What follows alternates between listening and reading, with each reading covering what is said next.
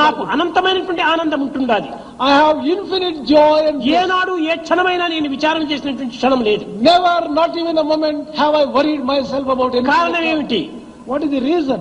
అన్ని కూడాను అనిత్యములే. Everything is అన్ని transient. కదిలిపోయేటువంటి మేఘములే. Everything is a passing దీనికి cloud. విచారం చేసి ప్రయోజనమే. Why worry about such a thing at all? జనన మరణాలకు కూడాను ఏమాత్రం కూడాను మనం చింతించరాదు, కుంగకూడదు, పొంగకూడదు.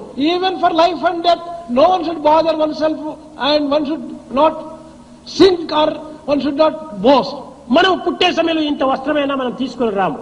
When we come into this world, we don't bring మనం with us. పోయే సమయంలో మన వారికి మనం అడ్రస్ ఇచ్చి పోము. When we are leaving this world, we are not even ఇంక leaving వారు మనవారు ఎట్లవుతారు?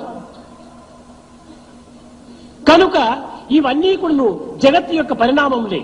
All these are natural changes in the world. ఉన్నంత వరకు కూడా అందరూ కలిసి మెలిసి ఆనందంగా కూడా జీవితాన్ని గడపాలి. As long as we live, let there be unity among us. Let us achieve joy. భగవత్ చింతన చేతనే మనం సర్వ బాధలు కూడా నివారణ గావించుకోవచ్చు. We can solve all our problems and difficulties through the chanting of the భగవంతుని name of the Lord. విస్మరించి జగత్తుని విస్మరించి ఏమి నీవు పొందుతున్నావు? What is it that you are going to achieve? Giving up God, having firm faith in this world. భగవంతుని విశ్వసించండి.